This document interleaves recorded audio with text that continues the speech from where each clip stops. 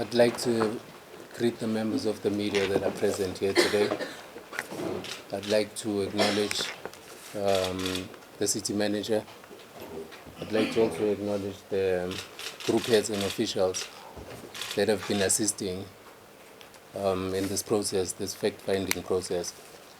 I'd like to greet the residents, not only in the city of Johannesburg, not only in South Africa, but the world. I'd like to state as the executive in the city of Johannesburg, that truly we understand the gravity of the situation that has befallen our city. I would like to first extend our deepest condolences to the families of the 74 deceased who lost their lives as a result of a fire that has engulfed a building in the inner city. I would further like to state that we are deeply saddened, and we share the pain of those that have suffered grave injury as a result of the fire that has occurred. And we, as the executive of the government of local unity, will be visiting the victims in the hospitals, various hospitals that they have been redirected to. The hospitals that we'll be visiting is Helen Joseph, Baragwanath Hospital, Charlotte Maxeke, to offer our messages of support and to check on the extent of the injuries that the victims have suffered at the gruesome effects of the fire. We would further like to acknowledge the bravery of our EMS department in all their attempts that they have made to try and rescue and salvage the situation. It was indeed a moment that was emotional to many of us. It was indeed a moment of sadness when you have to walk through the street and you witness the tragedy of people having lost their lives in such large numbers. I am here to introduce to you the technical team that has done a preliminary investigation on the situation, who will give you the stats of the extent of the damage that was caused and the loss of lives that the city of Johannesburg has experienced. The executive is not present here because they are on the ground, which is where I need to be going myself. All three spheres of government will be engaging in the next 30 minutes to resolve on a long-lasting solution, because we feel that it is prudent and critical for us to put measures in place to ensure that we do not experience the same situation again. The city of Johannesburg has indeed experienced a series of disasters, of tragedies. But as the executive, we say it ends today. And whilst the technical team assists with all the information that you would require, because we understand that there are a lot of households that are anticipating answers to certain questions that they may have. Allow me to leave you in the capable hands of the technical team. I have given them the necessary support that they require to fully represent the extent of the situation. And we will call a press briefing officially so that we can pronounce on our next course of action. I thank you.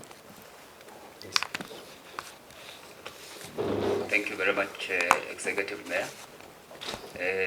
I know the city manager will now take over and go through the statement that has been prepared by the Emergency Management Services and the technical team. For colleagues, if you see the mayor exit at some point, as he has said, they are going to engage. One is the 3 spheres of government and the engagements that he is required in currently. And they will also be visiting those who are in hospital, where some of the MMCs have already proceeded to commence with those visits. Let's allow you, City Manager. Thank you. Thank you, Emily. Executive Mayor, our councillor here present from the ward, members of the media, ladies and gentlemen, thank you very much for the opportunity. As we are all aware, the morning, the City of Johannesburg, our emergency management services responded to an alert at 80 Albert Street in Marshalltown, Johannesburg. Sadly, our firefighters received their first alert around 19 minutes past 1. Our first responder was on site at 29 minutes past 1, and the fire department then rapidly deployed the following equipment. We had 2 fire engines on site, 1 industrial pumper, 1 heavy rescue vehicle, 1 air truck, 2 level 2 incident command units, 1 Bronto, 1 ladder truck, 43 firefighters, and 14 officers that were on site. All of this is in line with the South African National Standards on Community Fire Safety Requirements for a building of this nature, which is a 5-story building. The Gauteng Provincial Health Emergency Management Services also attended to the scene, and they began the process to assess, to stabilize, and to treat and transport the injured from the incident. At this stage, we can confirm, as at around 2 o'clock this afternoon, 61 people were treated at various medical facilities within the city and in around the city. 16 of those have been discharged, and we have about 17 that remain admitted at this stage within the hospital and the casualty units. These patients are at the following facilities: the Chris Hani Baragwanath Hospital, Charlotte Macheka Hospital, Helen Joseph, the South Rand Hospital, and also the Tembisa Hospital. Tragically, we can now confirm that there's about 73 fatalities. 66 of those are adults and 7 children. Let me at this stage express our condolences to the families and the affected ones of the deceased, and hasten to add that all efforts are being put in place to provide the families and all the affected with the relevant social and psychological support through the city's disaster management as well as the Provincial Social Development Department. Our Social Development Department already deployed 16 social workers to provide assessment, trauma counseling, and psychological support to those affected and affected families. The City of Johannesburg, the disaster management, is working with our Human Settlement Department.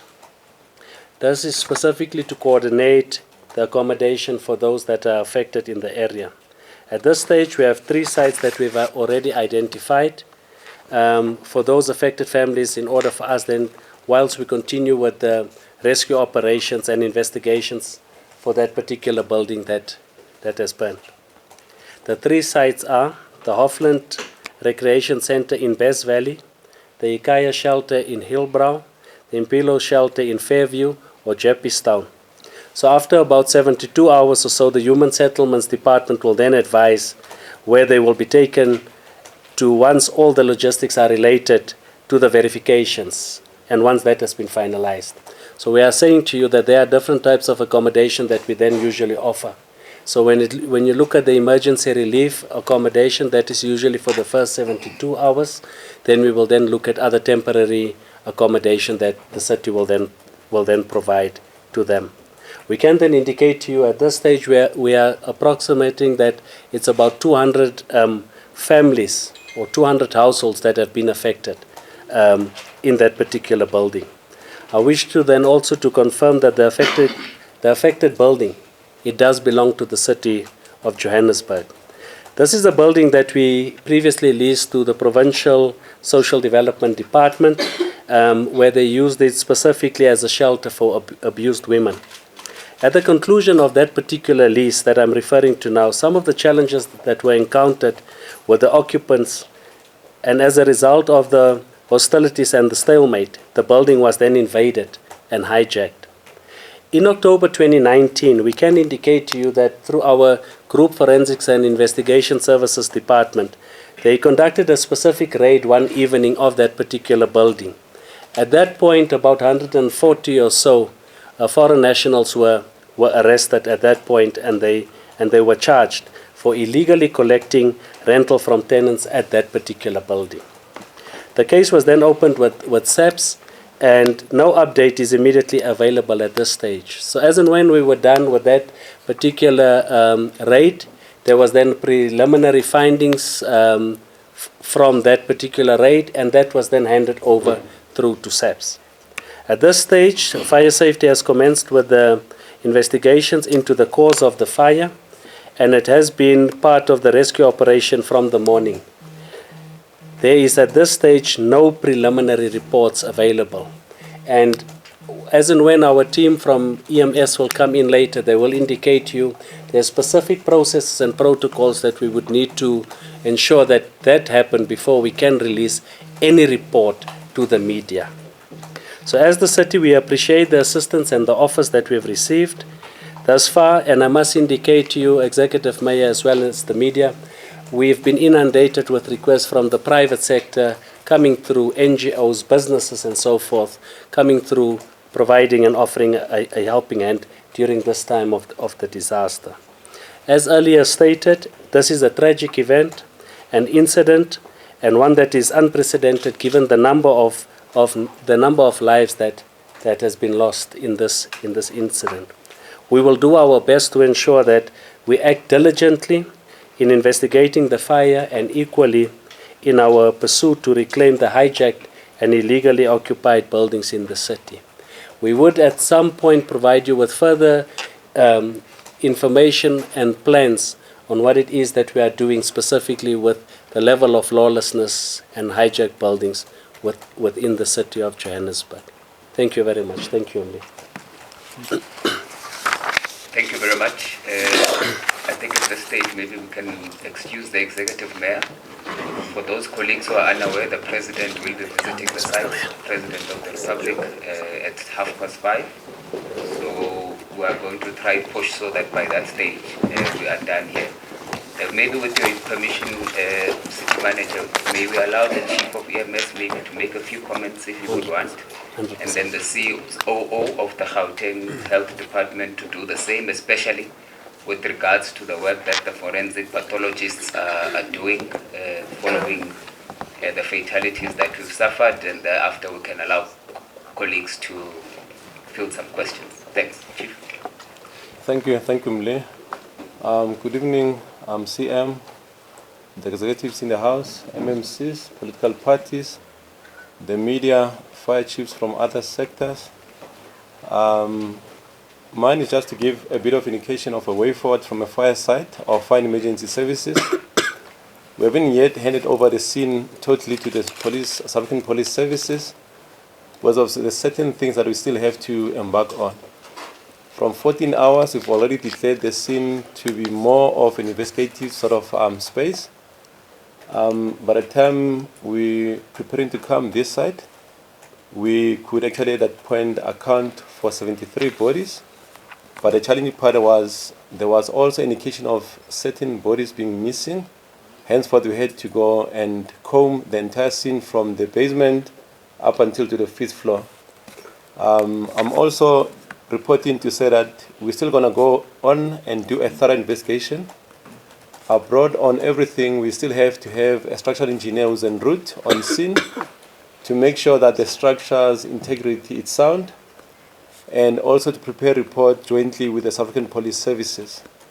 Therefore, you'll, from the media side, get a lot of queries of saying, why can't you occupy that building? The building, from our own space, in our own sort of space, we're saying it's still not safe for human habitat. up until we've announced with fire engineering sort of expert who can tell us yes or no, and also the police do what they're supposed to be doing. As the CM already indicated earlier on, all affected families, they'll be sent to different shelters, and those shelters, they do actually comply. We've done our own sort of fire inspection. They definitely meet the requirements, as you say, going forward. I thank you. Thanks, Chief. Thanks, Chief. COO, maybe you can just use the mic in front of you. Okay. And then it can be audible. Yeah, that one. Sorry. Thank you very much, Chair, and good afternoon, CM, and all our senior officials, both in the city and elsewhere within the Gauteng government. What I can say at the moment is that our team, both emergency medical services personnel, as it has been mentioned, and the forensic pathology services are on the ground, and they've assisted really well throughout the course of the day. The issue around the process that will be followed when we're doing our postmortems will be outlined just now by Mr. Mpahlaza.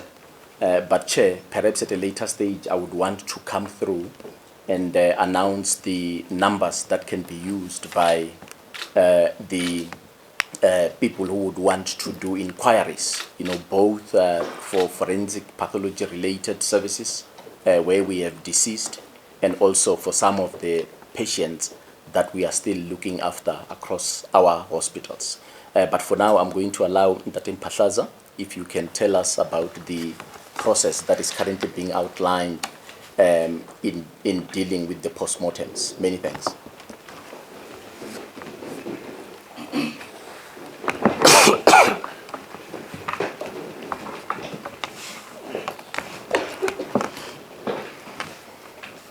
Thank you, COO. Thank you, City Manager.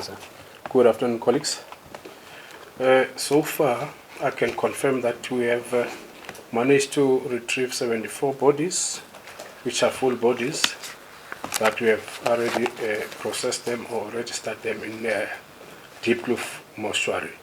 With those bodies, we are having 4 body parts that we will, through the DNA analysis, ascertain whether those parts they belong to which body. Among these 74 bodies, we are having 24 females, adults, 40 males, adult, and undetermined gender, which is 10 bodies, because those bodies were burnt beyond recognition. And among those that I've mentioned, we are having 12 children involved also in this tragedy. In terms of the response vehicles, we managed to dispatch 1 disaster truck, which was able to carry 23 bodies from the scene, as well as 10 body collection vehicles. In terms of our team, we dispatched at least 26 members to respond to that particular scene. So far, we are busy processing those bodies, registering the bodies. As the COO have mentioned, that there will be contacts that we'll be sharing to the media for the family to make use of it. But we intend to process those bodies and make them ready to be viewed as early as tomorrow morning. Then the issue of when those bodies, the postmortem will be conducted, it will be communicated in due course, because we still have to undertake the processes of the DNA analysis, and also to try to get identification of those that we can be able to take fingerprints from them through the digital fingerprint system that we have just launched recently in the forensic pathology services. Once those 2 processes are done, then we will be able to assist the families in terms of viewing the bodies that can be viewable. But those that cannot be viewed, obviously we will take the DNA sampling from the family members as well, and from the bodies that are not identifiable. And thank you so much, COO. Thank you so much, City Manager. Thank you, sir. Thank you very much, colleagues. I will now allow an opportunity for questions. Can you just switch off that mic? Can I allow an opportunity for questions, colleagues? If there's any, we just shoot short questions. I'll take the first hand here, second, third at the back. Yeah, I'm just trying to see if there's any other hand, because we also want to conclude as soon as we can. That will be the fourth hand. Okay, can we take those forward? I'll start here. You just introduce yourself. Good afternoon. My name is Bule Litwiti Jones from ENCA. I just have a few questions I wanted to ask. So who will be assisting the families in identifying the bodies? That's the first question. Who is assisting in tracing the missing people or bodies? And also, just a last question. The Socio-Economic Rights Institute says it has never litigated against the City of Johannesburg in relation to the building. But however, it says that it has consistently tried to engage the city to improve conditions of the shelters around the city. City manager, maybe if you could tell us, are you aware around these concerns that have been raised before in regards to some of these decaying and dilapidated buildings in the city? Thanks. Thanks. It's Alex Patrick from News 24. So the building was owned by the city, and it's the city's responsibility to maintain this building. And it was the JPC's responsibility to maintain the day-to-day running. Was this done? If not, why was this not done? Hi, Lindsay Schutter from the New York Times. I was just wondering, since the city owned the building, when was the last time an inspection, a fire inspection, or any well-being inspection was done at the particular building? And then also, do we have any further information on the non-profit that was running the shelter that was in that building, and why that lease ended, and will they be held accountable in any way?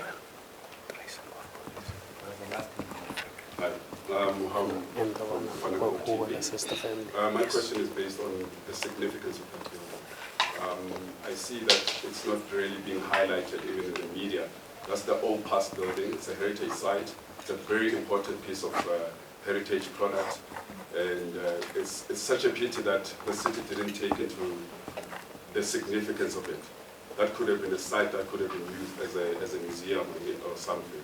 So I'm just asking, in terms of your heritage department, have you explored other ways of using the city besides using it as a shelter or a place of residence?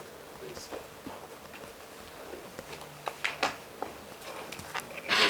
One last inspired hand here. Sure. Sorry, Aaron from Eyewitness News. I just want to clarify on the death toll. We've given 24 females, 40 males, 10 undetermined and 12 children. That's 86. So I'm just trying to clarify. Well, the 12 is Okay, of which? no, that will be clarified for you.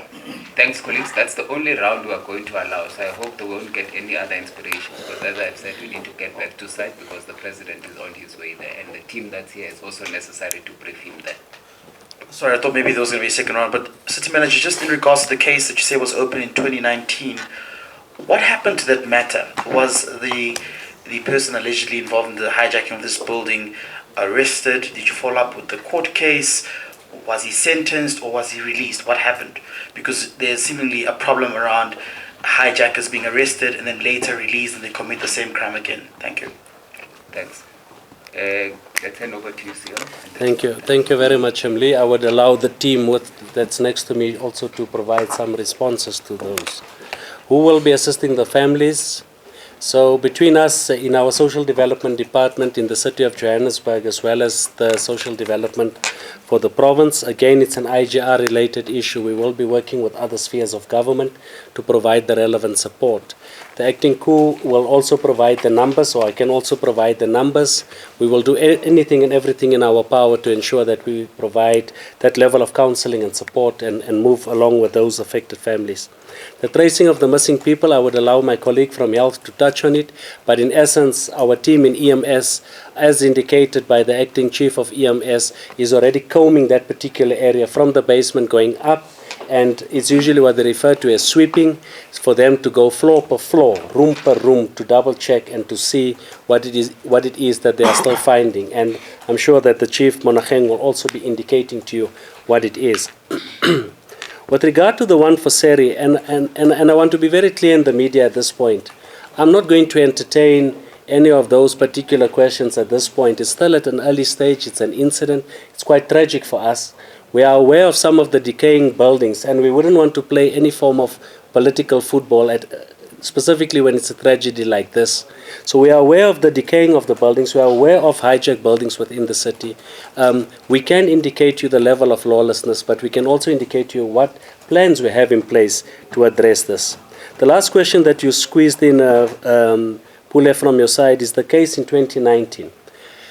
The preliminary information that we do have is that that particular case was closed in 2022, but we need to verify the information. And at this point, what we received early this morning was that the particular person, there was no proper evidence or something like that, but it's something that we would need to follow up, and I wouldn't want us to conclude at this point on exactly what it is, but we should be able to provide some information as we are moving forward. Alex, you touched on the issue of that it's a COJ building. Indeed, it's a COJ building. And I think my colleague from EWN was clear that, the other one, indicating that it's the significance of this building, and it's a heritage building. Indeed, if you had to go into the history of this building, right on the top floor, the 5th floor, was a court. It was a floor for a court during the apartheid days and so on. But again, it's some of the things that we can discuss as we are moving forward between us and the Heritage Department, or those that are responsible for it. But what is critical for us now is, one, to seal off the building, secure the building, and also to get our structural engineers in as early as tomorrow morning to start to look at the structural integrity of that building and to declare whether that building is safe and so forth. But what we can indicate to you, we are not going to allow anyone to enter that building up until such time it is safe. But again, it's a hijacked building. We had issues of illegal connections for water and electricity. We will not be allowing anyone in, and that is why we are providing temporary and other accommodation, and we will be accommodating those people there. The one on the fire inspection, I will allow the chief to touch on that. The number 74, you would have heard that I spoke about the number 73, and our colleague from health spoke about 74. The difference between the two is that the one that they would have included is the one that was also succumbed in hospital. Usually from a protocol point of view, you would then refer to those that were on site, which is the 73, but he already indicated the other one as well, and that is why you'll hear the number 74.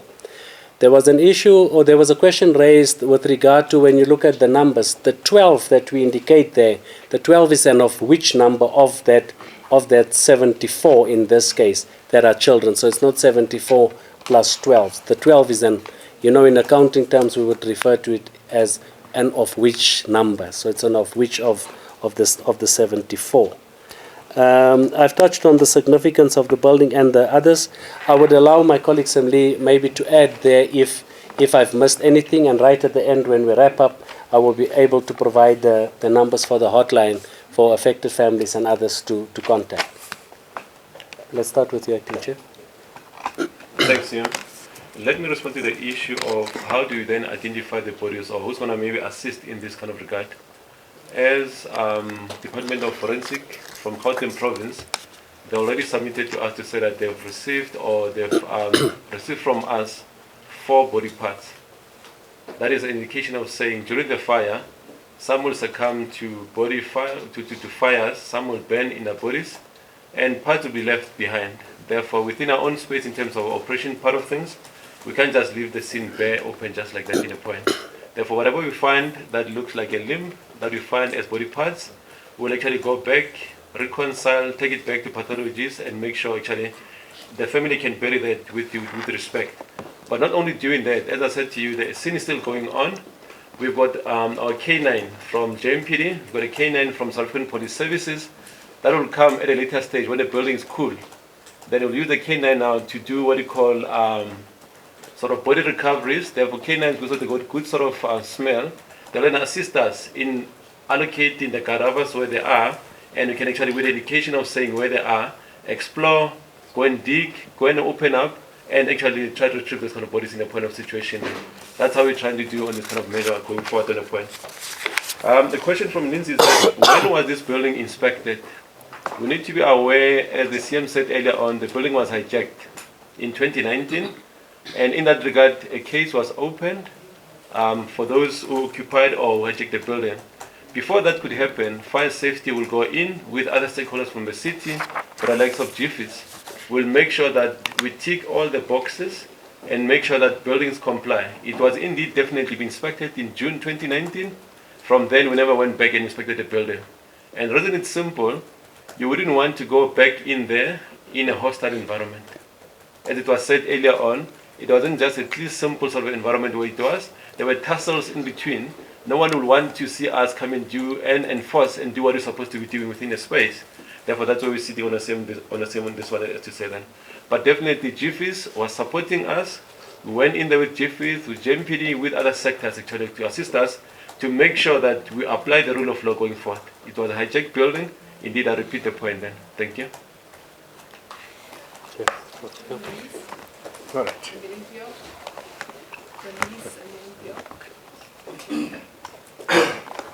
Thank you, City Manager. I think I will just respond to one question regarding the tracing of the families. Sooner we are able to get the identity of those, we can be able to take the fingerprints of those people.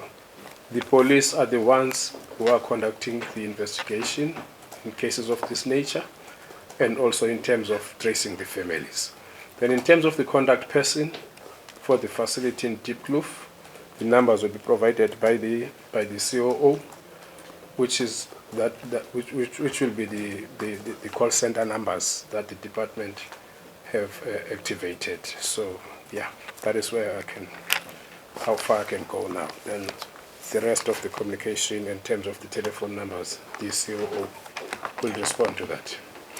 Okay, no, thank you very much. I will leave the reading of the numbers to the CM towards the end. But what I want to mention, Pule, is that we are expecting that there will be a lot of inquiries around people who would be, interested in finding out where their loved ones are, either in hospital or even at our forensic pathology, services as well. So we are creating a situation where we would not want, people to run around our hospitals. They've already gone through a very, very tragic event. So these numbers are going to assist us with tracing not only for those that are in hospital, but including those that may have been deceased as well. So the help desk that has already been established, it's quite diligent in nature. It will collect detailed information in relation to the caller in cases where we are not able to provide a response immediately. So we are doing this in order for us to be able to have a situation where we are more coordinated, in our approach in dealing with, tracing of missing loved ones. It's something that we are already anticipating that will take place. But the CM will read out the numbers towards the end. Many thanks. All right, now. Yep. Just before you read the numbers, can you also just respond to the question about the NPO who had previously leased the building, and if we traced the question from the New York Times, if you are able to deal with it now.